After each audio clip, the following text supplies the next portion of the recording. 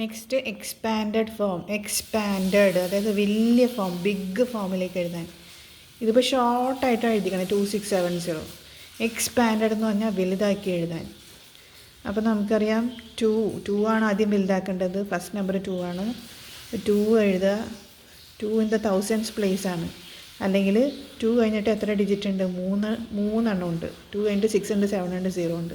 2നെ വലുതാക്കാൻ അപ്പോൾ 3 0 ആഡ് ചെയ്യണം. 2 കഴിഞ്ഞിട്ട് 3 നമ്പർ ഉണ്ട്. 2 കഴിഞ്ഞിട്ട് 3 0 ആഡ് ചെയ്യുക. പ്ലസ് എക്സ്പാൻഡ് ചെയ്യണ്ടേ, വലുതാക്കണ്ടേ. അപ്പോൾ 2 കഴിഞ്ഞു. ഇനി 6നെ എക്സ്പാൻഡ് ചെയ്യണം.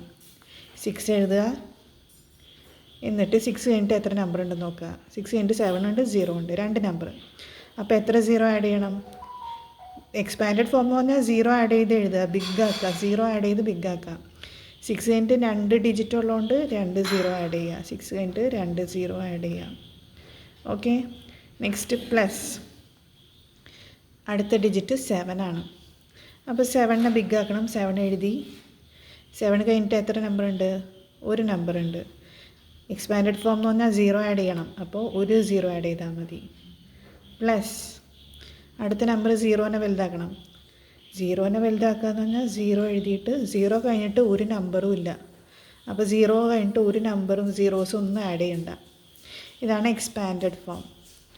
ഇനി 7598 എക്സ്പാൻഡഡ് ഫോമിൽ എഴുതണം. അതായത് 0 ആഡ് ചെയ്ത് ബിഗ് ആക്കി എഴുതണം. ആദ്യത്തെ ഡിജിറ്റ് 7 ആയതുകൊണ്ട് 7 എഴുതി. 7 കഴിഞ്ഞിട്ട് എത്ര നമ്പേഴ്സ് ഉണ്ട്? 1 2 3. അപ്പോൾ 3 0 ആഡ് ചെയ്ത് എഴുതി. പ്ലസ് അടുത്ത നമ്പർ 5. 5നെ ബിഗ് ആക്കാൻ 5 എഴുതി. 5 കഴിഞ്ഞിട്ട് എത്ര നമ്പർ ഉണ്ട്? 2 നമ്പർ ഉണ്ട്.